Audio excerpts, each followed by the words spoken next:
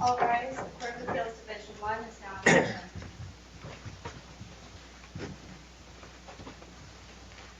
Good morning. Please be seated. Thank you for the new pen. Okay. We are here for oral argument in UB22-0418, Abebe versus DES. These proceedings are being video and audio recorded as well as live streamed, so I ask that you introduce yourself and your client before you begin your presentation so those that are listening on audio know who's speaking. Each side will have 20 minutes in which to argue. Appellant's counsel is responsible for watching the clock to reserve a portion of that time for rebuttal should you require. We have conferenced this case this morning. We are familiar with the facts. We have read your briefs, and so please take that into consideration during your presentation. At this point, counsel, when you're ready.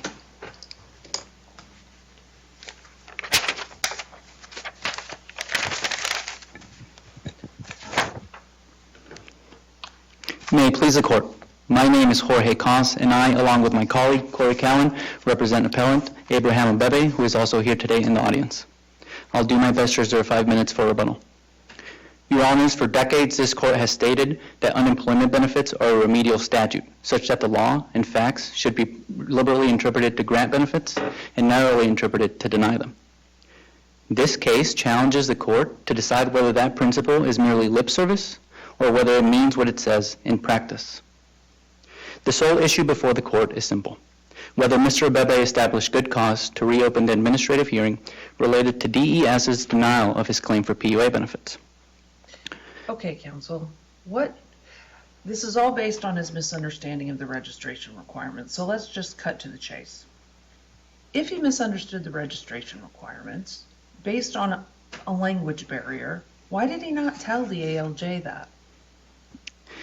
Your Honor, respectfully, I believe he did. If you take a look at Index 1 at page 11, Mr. Abebe testified, with the assistance of an interpreter, that he did not understand the hearing instructions. You would agree with me that I don't understand the hearing instructions is much different than English is not my first language. I read the hearing instructions. I didn't understand the word registration.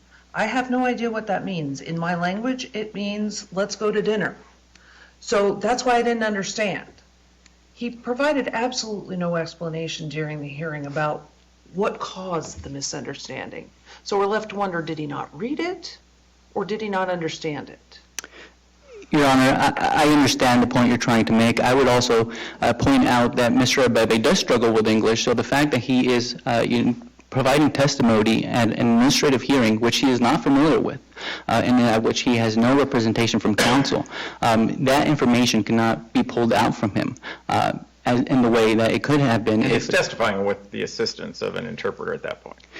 That's correct, Your Honor. So sometimes the translation is not necessarily precise. So when someone says, I don't understand, it might very well mean that they misunderstood the hearing instructions. The fact that he is testifying with an interpreter should signify that he struggles with the English language. So can you show me somewhere that it says there is a requirement that the ALJ must elicit testimony from a claimant when the claimant doesn't offer that testimony? Your Honor, I will not be able to show you that requirement for an ALJ to elicit that precise testimony that someone is, struggles with the English language and therefore misunderstood an instruction. I believe that really the issue here is whether there was excusable neglect and therefore good cause to reopen the hearing. And we believe that there is. Now, I just want to make something perfectly clear. Mr. Abebe has never testified that he doesn't know English at all. He has testified that English is his second language and that he has a language barrier. Mr. Abebe has also consistently stated that because of that language barrier, he misunderstood the hearing instructions. All of the testimony and all of the facts in the record support that explanation, and that Mr. Abebe called DES less than an hour after the hearing was scheduled to start and told him that he was waiting for a call from the judge, the ALJ, that never arrived. It was at that point that DES explained to him that the judge hadn't called him because he had not registered for the hearing. Up until that point, Mr. Abebe did not realize that he had misunderstood the hearing instructions. 2 days later, Mr. Abebe walked into DES's offices and provided a handwritten note stating that he had misunderstood the instructions. That letter, by the way, Your Honor, was in the record before the administrative law judge. We refer to it as the apology letter. It was a very nice letter. Yes, the apology letter, Your Honor. That's correct. And in subsequent administrative appeals, Mr. Abebe explained that English was his second language and that he does have a language barrier. So we'll get to good cause and excusable neglect, but let's get to, it's an administrative law hearing. What is incumbent on the ALJ to do in this kind of appeal? I mean, this basically is reminiscent of a default hearing. You failed to appear and now we're at a default hearing. Why shouldn't we enter default against you? So in the Superior Court, we hold everybody to the standard of an attorney and we require them to present evidence in the same way. How is this different and what should we, are you asking us to adopt a requirement on an ALJ to further inquire when language could be an issue? I just want to make sure what you're asking of us. Your Honor, I believe that was two questions. One is, what's the difference between this case and one in a default hearing? And the question to that is really the standard that I stated at the beginning. This court has repeatedly stated that unemployment benefits are a remedial statute. So it's not like standard litigation. And the law and facts should be liberally interpreted to the benefit of Mr. Abebe in this case. That is, I think, the critical difference. Now, we're not asking the court to adopt such a broad standard that the ALJ has to elicit explicit testimony regarding the excusable neglect. We're just arguing that Mr. Abebe did establish enough facts to meet the excusable neglect standard. And excusable neglect does not require perfection. You would agree with me that the language issue was not ever brought up before the ALJ during the good cause hearing, other than the fact he was appearing through an interpreter. Would you agree with me? Your Honor, Seems like a very big other than. Your Honor, yes, and I'll say this. It's the fact that he misunderstood that was a fact before the ALJ. That mixed with the fact that he was using an interpreter during the hearing does signify that there was a language barrier, as he later claimed. But counsel, if we look at the record, I mean, there's nothing in the record demonstrating that he had a language barrier prior to missing that first hearing. So can you explain that to us as to, how he applied for benefits with, and got through the process up until the hearing without any indication that there was a language barrier and he needed some kind of assistance? Can you explain that? Yes, Your Honor. As I stated, Mr. Abebe does not claim that he doesn't understand English at all. He does. He just struggles with the English language. So when he is doing this application that you just mentioned, he presumably understood some things. And in the hearing notice, he doesn't claim that he didn't understand it at all. He just claims that he misunderstood that he had to register before the hearing. So I think DES argues that, he could have called and requested information or clarification. The number was in the hearing notice. Why didn't that happen? Your Honor, that did not happen because Mr. Abebe did not realize the misunderstanding until after the fact, until after he called DES to ask why the ALJ had not called him, and they informed him that he had not registered for the hearing. If you look at the case of City of Phoenix versus Schuyler, it is on point. Now, in that case, the attorney misinterpreted a date on a minute entry, which led to an untimely filing. The court rejected the argument that the minute entry was unambiguous and that the attorney could have called the court's clerk to clarify the date. As the court explained, the attorney thought that he understood the minute entry. It just happened to be a wrong understanding. Like in Schuyler, DES is essentially trying to put the cart before the horse. If Mr. Abebe did not know that he had that misunderstanding, there would have been no reason for him to call to clarify the misunderstanding in the first place. And by the way, the person in Schuyler who committed the error was an attorney who presumably read minute entries all the time. So in the documentation, there's a space that says, would like an interpreter, and it's checked no. How did we end up with an interpreter on the day of the hearing? Your Honor, I believe you are referring to the initial hearing. Initial, yes. That Mr. Abebe did not select that he needed an interpreter for that. He did for the second one, and that's why there was an interpreter there. And I'll also point out that the fact that he indicated that he did not need an interpreter for the first hearing doesn't necessarily signify that he is perfectly fluent in English. For starters, the form itself is in English, so that can be a basis for an erroneous interpretation of that. In fact, the court in Mahui versus DES recently stated that the fact that an applicant doesn't select that he needs an interpreter is not persuasive given that the form itself is in English. Now, we have a recent case, and let me see if I can find it, and it's Maui or Maui. Yes. When we look in that case, we talk about in the criminal context, paragraph 13. Do you believe that should be the standard, that we should invoke the criminal rules in understanding somebody that is not necessarily English as their first language?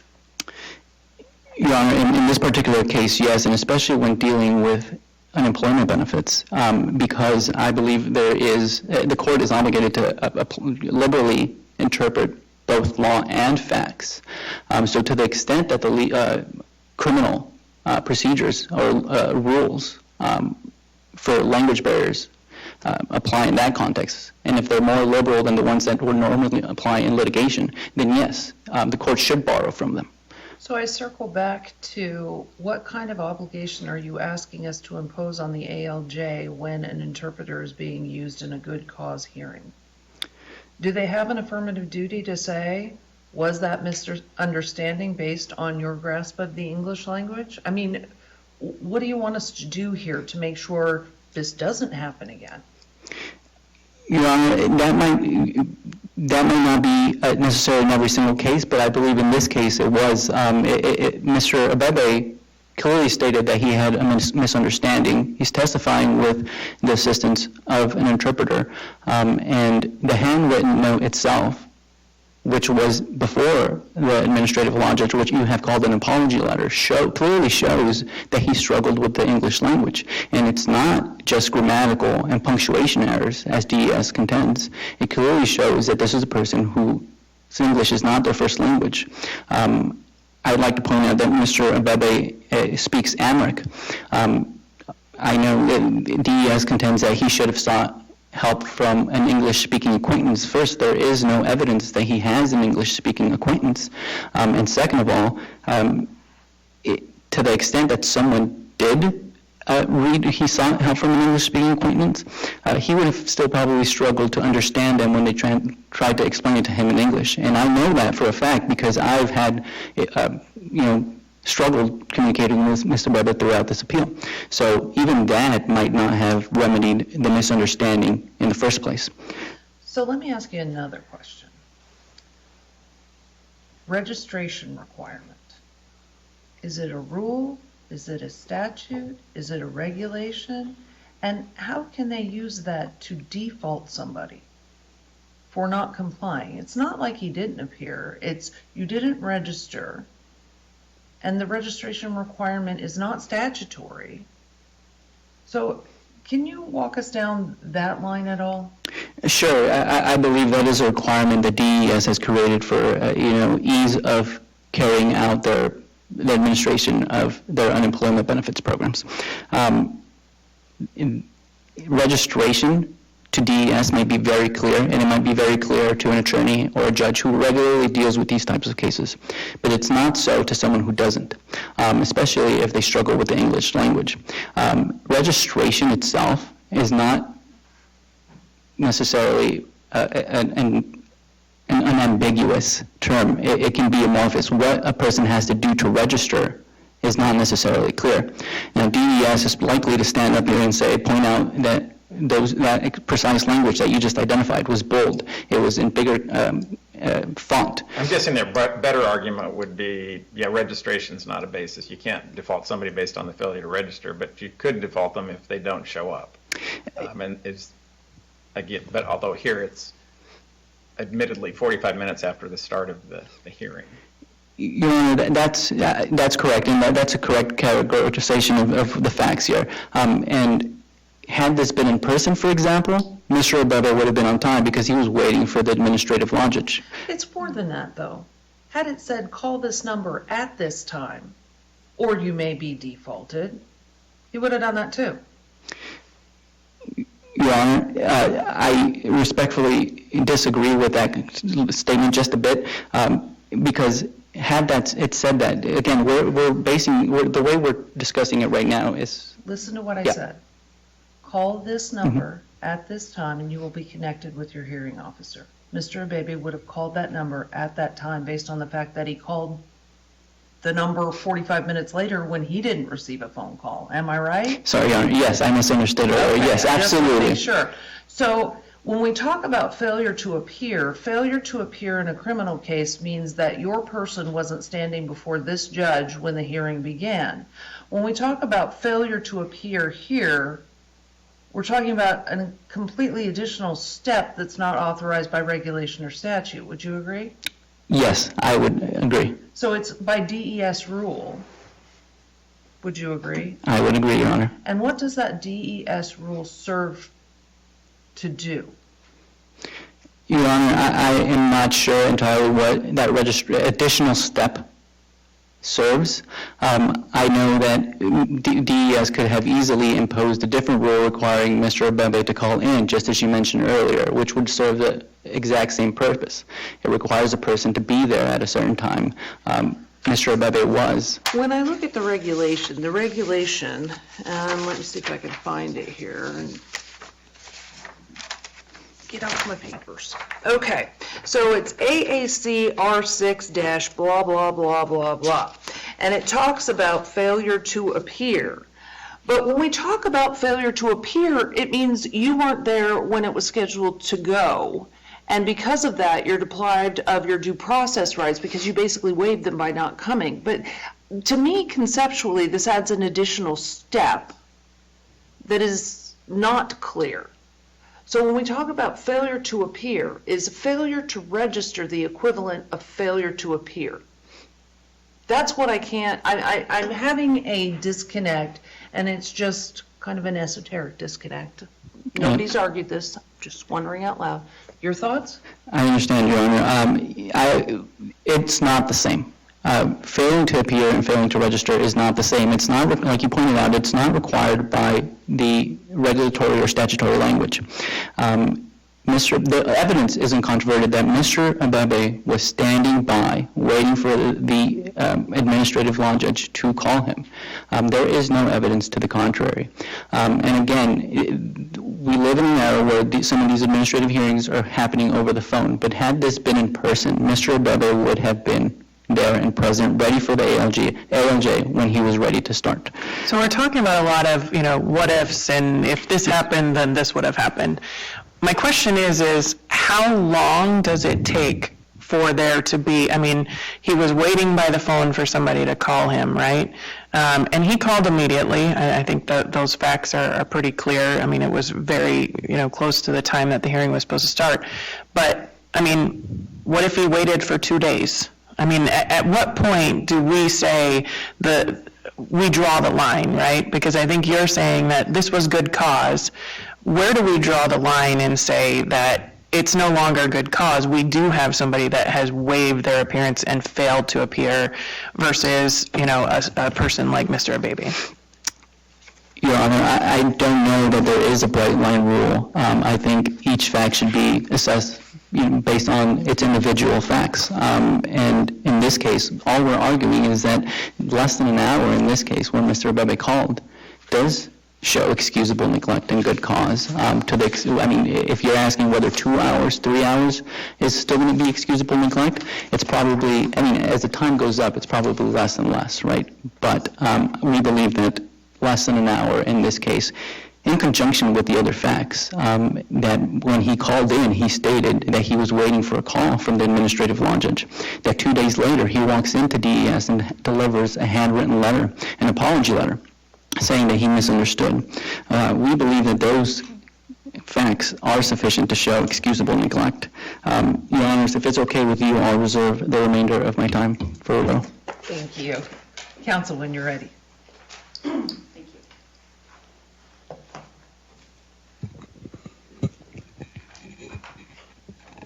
Good morning, and may it please the Court. My name is Emily Stokes, and I represent the Department of Economic Security in this appeal.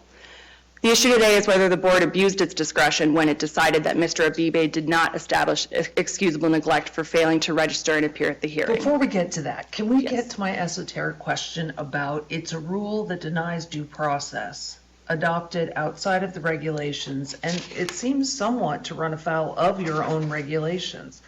We're at 1503, and it talks about if they fail to timely notify the hearing officer and they fail to appear. I would say he timely notified the hearing officer under 3D.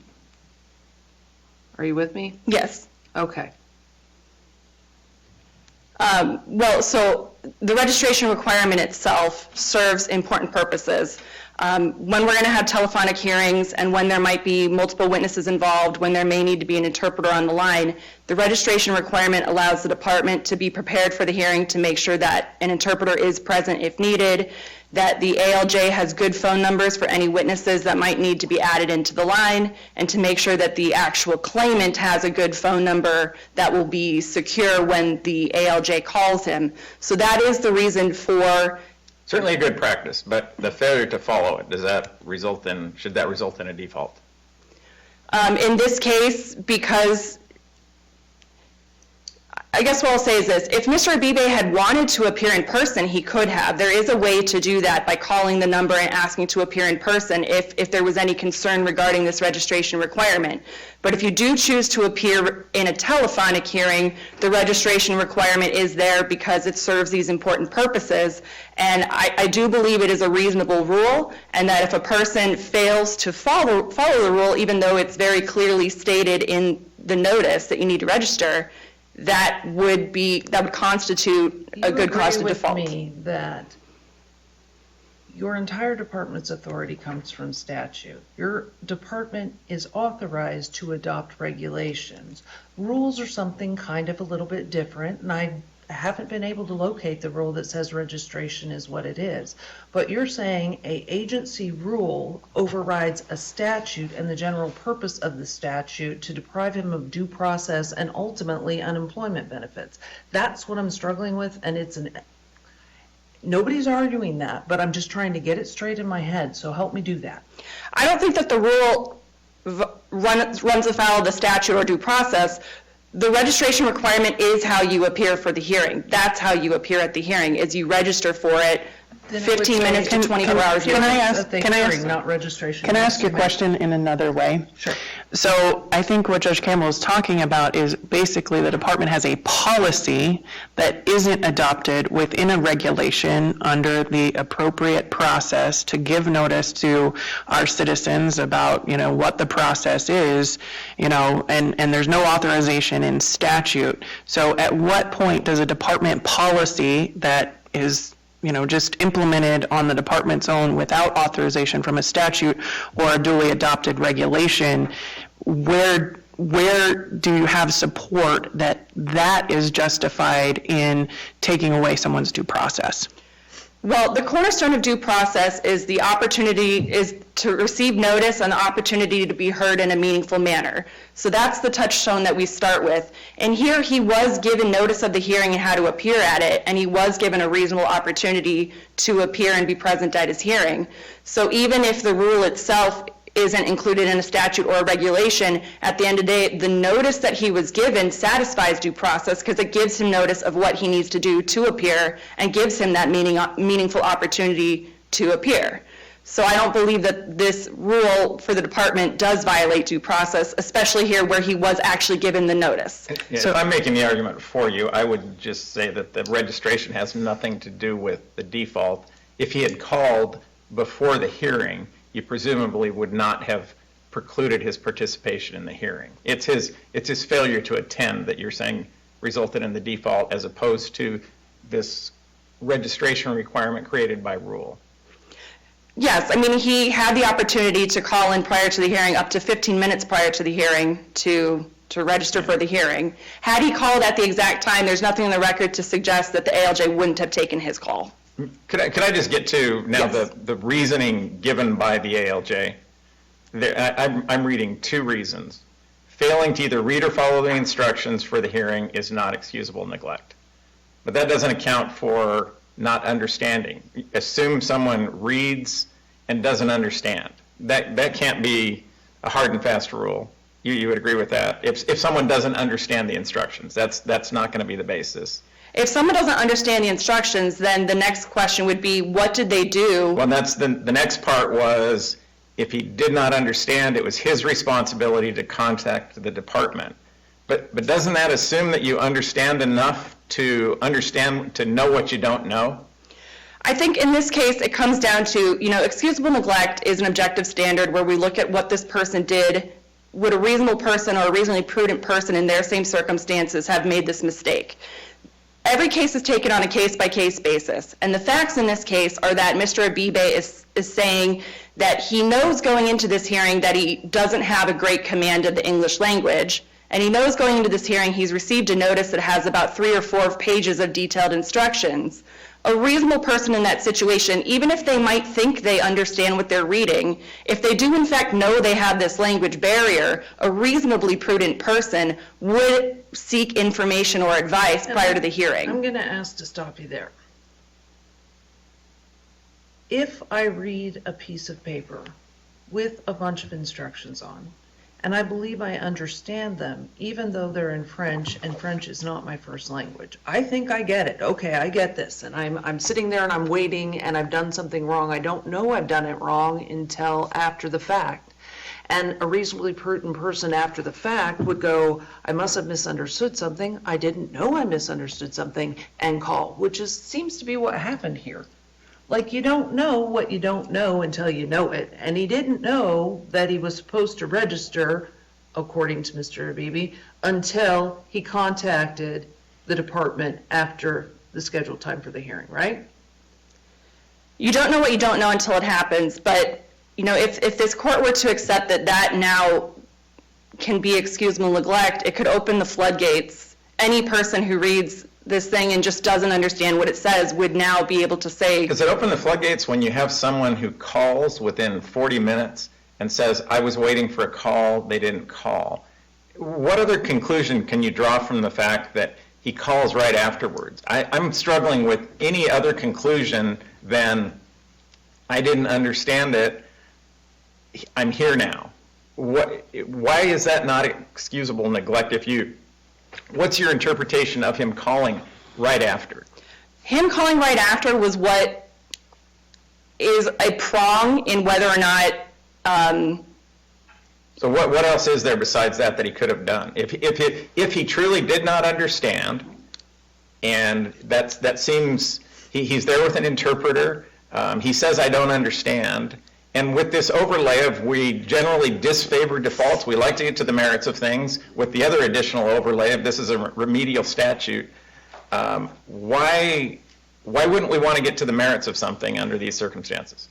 So the law generally does disfavor defaults, which is why CODA and Maldonado created exceptions for when there's default, but you still have to show that your neglect was excusable. And CODA is very instructive here, because in CODA, the court held that ignorance of the English language would not furnish an excuse for failing to defend an action if you knew that there were proceedings initiated against you and you failed to seek information or advice. And that's exactly what we have here. That's very different. If you just get a letter and you know there's something, you have no idea what it is, but that's not the case here. There is an understanding. He filed an application. We know he speaks some English. That doesn't tell us that he necessarily understood that he should have done something. It's very different. You get something in the mail and you say, I have no idea what this is, so I'm not going to do anything. That seems unreasonable. But here where this seems different. He's applied for benefits. He does some familiarity, but he's now said, I don't understand. Why would we not take him at his word on that? Well, I would say he says he doesn't understand. The board did take him at his word on that, but again, as the court pointed out, he didn't actually present any evidence to the ALJ that he didn't understand English, and the record does show that he understands quite a bit of English. So the board, accepted as true his claim that he didn't understand English very well and had a language barrier problem, but then said, any reasonable person with a language barrier problem, if they get this long list of instructions, the reasonable thing to do is to make sure ahead of time you know what's expected of you. It's important to remember that he got the notice nearly a month before the hearing happened, and the notice itself contains that informational number at least 7 times that I was able to count. Oh, he was able to locate it, and he located it immediately after the hearing and called. I mean, under your own regulations, we talk about if they fail to appear, you can adjourn the hearing to a later date, all of this kind of stuff. But it says failure to appear and to timely notify the hearing officer. Well, he notified the hearing officer. What is timely in your opinion? Well, according to the dismissal notice, he had 30 days to request to reopen the hearing. So as far as department regulations are concerned, if he gets that request within 30 days, it's a timely request. He obviously did it much sooner than that. He contacted them immediately, and then he did deliver the apology letter, I think, 2 days later. The department's not disputing that aspect, that once he realized what happened, he acted quickly to address it. But we still come back to the issue of what did he do before the hearing that a reasonably prudent person in his same circumstances would have done. So for you, it hinges on what happened before the hearing. Yes. Okay, at the hearing, I got one more. At the hearing, the ALJ hears that he's appearing through an interpreter, knows that English is not the first language, did not ask a single question regarding his misunderstanding. Do you think there should be an affirmative obligation, as suggested in Maui, for the ALJ to engage in some kind of inquiry? Well, in Mahui, the issue was that there was no interpreter offered whatsoever, and so the issue became if there's a concern about whether or not the person understands what's going on, the ALJ should at least offer an interpreter. In this case, just because Mr. Abebe appeared with an interpreter, the ALJ also had some conflicting information that suggested he knew English pretty well because of his apology letter and his request to reopen were all written in English. I think the ALJ did his job by asking the open-ended question. There's many reasons that a person could miss a hearing, and for the ALJ to have to go down the list and sort of directly ask each individual question wouldn't be reasonable. But giving him that open-ended opportunity, why did you miss the hearing? And then said, is there anything else? And Mr. Abebe said, no, that's it. I think in these circumstances, the ALJ gave him plenty of opportunity to explain. If it really was due to the language barrier problem, he had plenty of opportunity to explain that during the hearing, and he never said anything about that during the hearing. Let's assume it's not necessarily an English language problem. How do you distinguish the cases where someone just miscalendared, the secretary miscalendared something? A reasonable person would calendar things correctly, but we've excused that and said we're not going to default somebody when there's that type of mistake. If he's just misunderstood, even if he speaks English to a better degree maybe than maybe he doesn't, let's say he doesn't even need necessarily an interpreter, but he's misunderstood it. I misread it. And isn't that supported by the fact that he called in within 40 minutes? Why would we disbelieve him saying, I misread it. I speak English, but I misread this and didn't understand that I had to do something before. I thought they were going to call me. Why doesn't the fact that he called in right afterwards put it more in the category of this was just miscalendared? Well, the line of cases regarding miscalendering dates generally assumes that we're talking about a large organization where there's an efficient process for calendaring dates that where there's many dates that they're calendaring, and in any kind of system where you're dealing with that many dates that need to be calendared, it's unavoidable that every once in a while you're going to miscalendar a date. And so I think those cases stand for the idea that as long as you have an efficient and effective calendaring system in place, an attorney is not unreasonable for relying on the calendaring system. And so that's why those mistakes can occasionally be considered excusable. They're unavoidable in a large law firm setting. But that's not the case that we have here. And again, I just want to go back. That's a large law firm setting, and here we have an unrepresented party. And again, with our directions to liberally interpret, to grant benefits, why I'm just puzzled why this wouldn't be enough when he calls this quickly after missing the hearing. Well, in Maldonado, so Maldonado recognizes that the unemployment scheme is meant to be remedial and to be liberally construed, which is why in Maldonado they added the excusable neglect factor into the failure to appear analysis. Prior to Maldonado, department regulations didn't have an excusable neglect standard. And so Maldonado, recognizing that it is remedial, added that standard. But can you ever get relief in your view if someone just misreads it? That's just not an excuse in your view. You have to have something, death in the family, an illness or something. It can never be, I misunderstood. I misread the requirements. I mean, in this situation, if he had said, I asked a friend to interpret, they misinterpreted it for me, that's at least a reasonable step that he had done, that he at least tried to ask someone for help.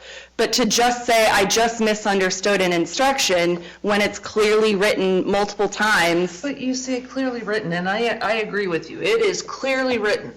But I am an English speaker, and I'm reading that notice in French, and I think I understand it because I read a lot of stuff in French, and I understand most of that, and I'm not aware that I don't understand until I call and they say, oh, you skipped this step, and I'm like, I thought I understood it. Now I get that I didn't.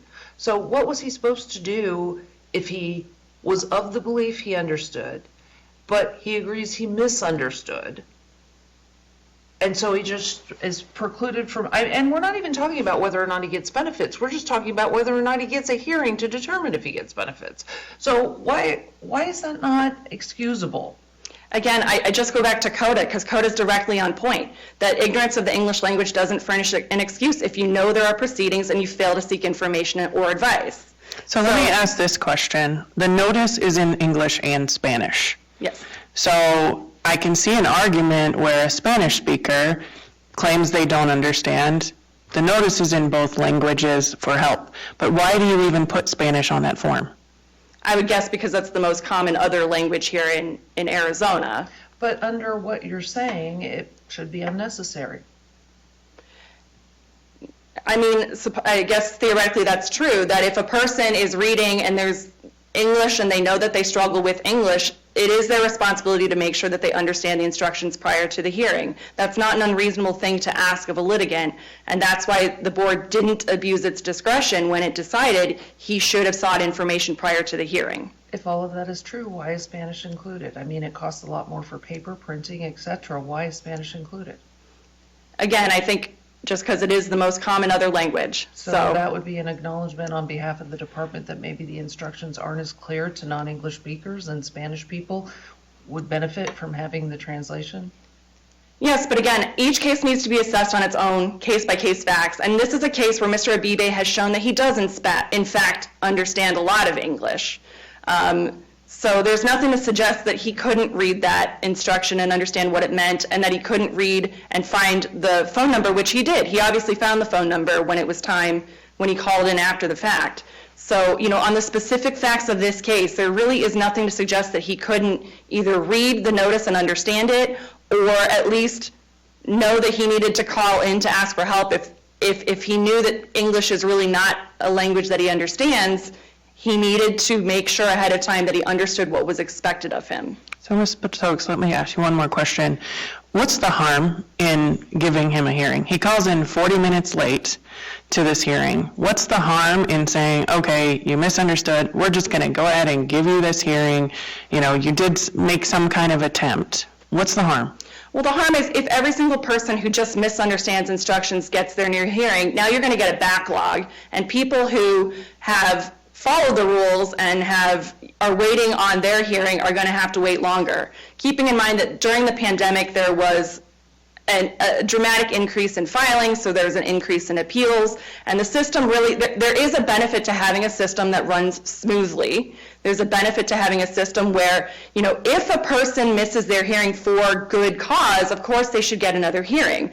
But if it's pure neglect on their part, there is a benefit to saying that we don't give new hearings to people who commit carelessness or neglect. I agree with you, but here we go. How many, if you had to quantify, and I don't know how many unemployment board cases I've seen over the last, 7, 8 years, most of the time they call weeks later, months later, sometimes years later. How many do you think where they call within 45 minutes? I think this is the first one I've seen in 7 years. I certainly I don't have the answer to that. So when we talk about floodgates, we're not talking about huge floodgates. If we set a timeliness of the same day, do you think that would significantly increase the amount of appeals the department gets that they have to find good cause because it was timely? I mean, you said it's going to open the floodgates and your time is up, but I'm not convinced it would, is all I'm saying. Okay. Well, the department, we would ask the court to find that the board did not abuse its discretion in this case. Thank you. Thank you, Ms. Stokes. Your Honors, I just have a few quick points. First, as Your Honor stated, the requirement to register advance of the call is not in the regulations or the statutory scheme at all. So it should not result in any sort of default, especially not in this case, considering the liberal standard apply. I mentioned earlier the case of the City of Phoenix versus Schuyler. I'll point out that DES did not address that case at all in its response brief or during its argument today. The case that DES did focus on was CODA, and we were not disputing that case says what DES claims it says. We would distinguish that case on the basis that was litigation. And again, here we're dealing with a remedial statute of unemployment benefits, so a liberal standard applies, which wasn't present in CODA. Your Honors picked up on an interesting point earlier, that Spanish is included in some of these forms, but not every other language. If Spanish is included, that is basically a concession that the English language itself is not necessarily clear. If it was, those Spanish-speaking applicants could also go out and reach out to DES or an English-speaking acquaintance if that were correct. Your Honors, I'll end, I know my time is up, I'll end by saying that if there is any doubt, the law compels this court to resolve any such doubt in favor of Mr. Abebe and to hear the case on the merits. Thank you. Thank you, counsel. All right. First of all, really enjoyed that argument. Good job to both of you. We are going to take this case under advisement. We will issue a written ruling in due course. We thank you for your time and your arguments today.